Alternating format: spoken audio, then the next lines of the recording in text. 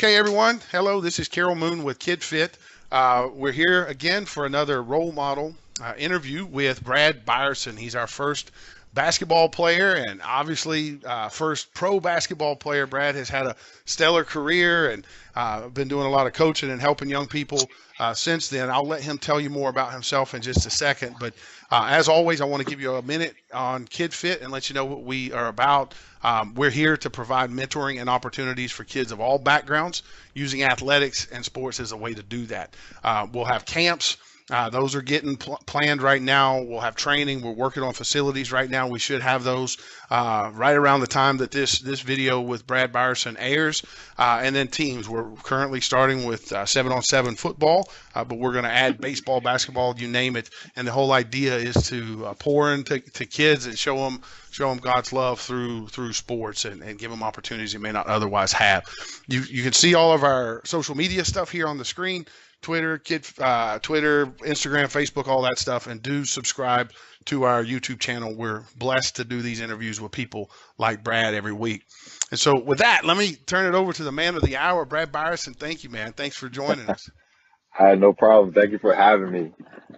Tell me a little bit about your playing career. Here on the screen, I know you're on the phone and you're traveling and that kind of stuff, so we couldn't do the video. But there's a picture of you at Virginia Union getting an award. Tell me about your career. I know you've had a big career there.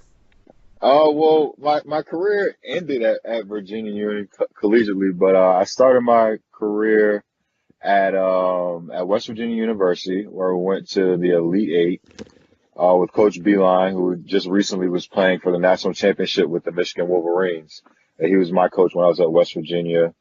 I played there for 3 years, and then I transferred to Virginia Union, where I played with my brothers for 2 years, which was a great experience because I always wanted to play with my brothers at the collegiate level. So I finished my career at Virginia Union, and after finishing up at Virginia Union, I was blessed with the opportunity to play overseas.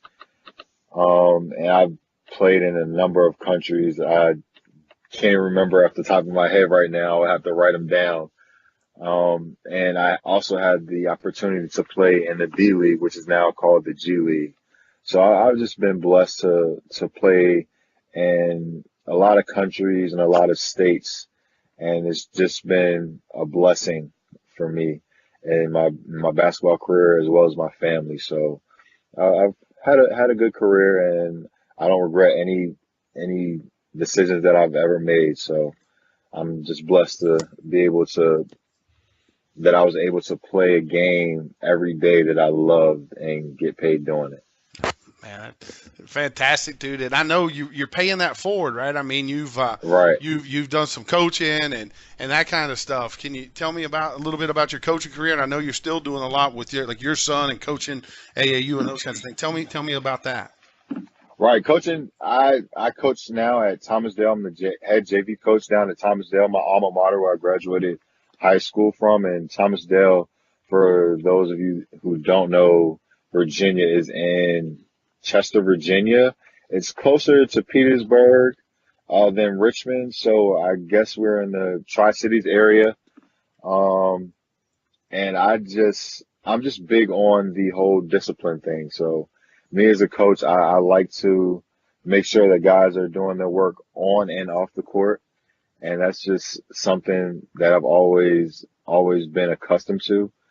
For me, sports is directly correlated with life. If you're lazy playing sports, whatever sport it may be, if you're on the soccer field on the soccer pitch, or if you're on the baseball diamond, or if you're on the gridiron, if you're lazy playing a sport, then you'll definitely be lazy in life because that's just the way it is. Habits are habits. It doesn't matter what lifestyle you live or what sport you play. Yeah, that's awesome, man. And I know I've seen you firsthand pouring into kids, so I'm thankful for what you do. Tell me about that. Like I know your faith is a big part of your life. I've been lucky enough to spend some time with you and your family. Why is Jesus so important to you? Without him, I wouldn't be here. I mean, that goes for any of us. It's like I don't understand why people can wake up every single day and be upset about their life when there are a lot of people that didn't even wake up. Like he could have just said, "Oh, I don't want you to wake up, and I'm gonna bring you home," or whatever you believe in, and that would have been it. So for me, it's just all about gratitude because at the end of the day, he didn't have to give me half of the things that he's given me. It's just by his grace and mercy. So I always pray in the morning, pray at night, and just give him thanks for everything that he's given me, not because I deserve it, just because he didn't have to. So that's my thing. And like I said, with my basketball career and the opportunity to coach after playing basketball is just an opportunity that I was presented and given to by him, and he gets all the glory for that. That and you talk about basketball and his glory in that. Why is basketball, that sport itself, so important to you? Uh, it's kind of weird because at first I started out playing soccer and lacrosse because I was born in Germany because I'm an army brat. So I was born in Germany, and in Germany, soccer or football was the sport to play. So I grew up playing soccer and lacrosse. And when I came over to the States, I had gotten cut from my middle school soccer team, and I had to walk through the gym in order to get to my ride. And I saw guys playing basketball, and I was like, maybe I'll just try out for the team. And then I made it, and ever since then, it's history. I do, and the crazy thing is, I have a basketball background. My mom and my dad played basketball in high school, in the army. My mom and dad were on the all army team, and it was just I just played soccer because that's what the cool thing to do was, I guess, when I was younger. But once I grew older and I got to know the stories of my mom and dad playing basketball, I just I just wanted to do that, and it stuck with me because I was just I like being challenged, and basketball for me was a challenge at that time, and I just stuck with it. Now, and what about the combination? Now, I know we talked about your faith being so important and basketball being important. What about those two things hmm together? What's special about those for you? Um, it's more of it is a combination, but it's like I can minister through basketball. So, for instance, just like this interview, there's been plenty of opportunities for me to tell people about Jesus Christ because not everybody has the same outlook as we do as Christians because they just they don't have that positive outlook, or they're going through a storm and they're just downtrodden and depressed. So me being a basketball player or an athlete, and I get to go to hospitals, I get to go out into the community and talk and listen to people's stories. I can tell them like, hey, listen, keep your head up. Everything happens for a reason, and God never makes a mistake. So if you just trust Him and believe in Him, I mean, you can do anything, and anything is possible because He's I mean, He's God. Like he can do anything. So the combination of believing in Jesus Christ and basketball is just for me is second to none because basketball to me is it's like it's natural for me. So being that it's natural and people gravitate more towards players that are looked at as all stars or really really good players, they always ask me like, what do you do, or what do you do in your free time, or how do you stay positive and how do you stay on the top of your game? And my answer simply is like, I believe in God. So everything that I do, I ask Him to could he help me through it? Could He give me the endurance to get through this game, get through this season, injury free? And I've been fortunate for Him to say yes, most of the time. So it's just a great combination, especially when you incorporate Jesus first. So it's a great combination.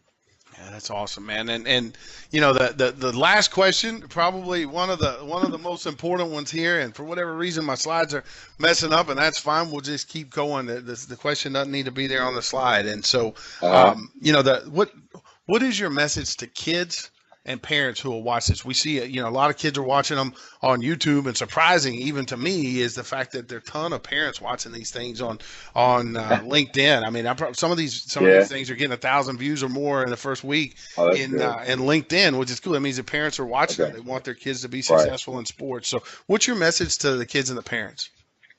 Okay. My message first for the kids would be, if you're not getting your grades in school, it doesn't matter what sport you play. It doesn't matter how good you are. It it's not going to matter, because the first thing that scouts ask your high school coaches, what are their grades like? What kind of person are they? So if you're not getting your grades and you're being disrespectful and you're not doing what you're supposed to be doing at home, and you're giving the teachers a hard time at school, the coaches know about it 9 times out of 10, and sooner or later the college scouts are going to find out, and it's not going to look good for you. So my message to the kids is, always just do what you're supposed to do, even if you think mom and dad are just being mom and dad. Just be respectful, get it done, and you'll be rewarded for it later. And my message to the parents is just, if you are going through hard times trying to get your knucklehead son or knucklehead daughter in line, just pray.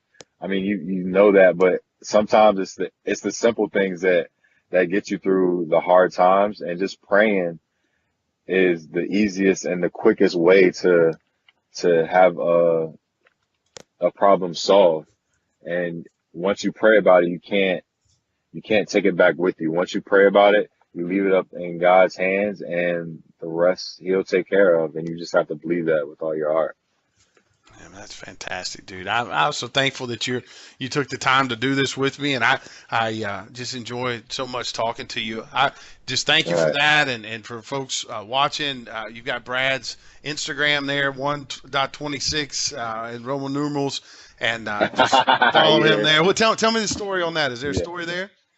Nah, 126 is just my birthday. I'm a big numbers guy, so number two is always going to be my favorite number. That was my college number. I wanted to wear it in high school, but my high school coach didn't order it, so I went with 42, which was the story behind 42 is my dad's number in high school was 24, Hmm, and we didn't have 24 in high school, so I just switched it over to 42. that's cool. And yeah, 126 is just my birthday, and I always was fascinated by Roman numerals for some reason. So that was just my thing, and I just wanted to put it on my Instagram, so it stuck. Love it. Love it, man. Well, thank you again, Brad. I'll end the recording. Thank you so much for joining. All right, thank you.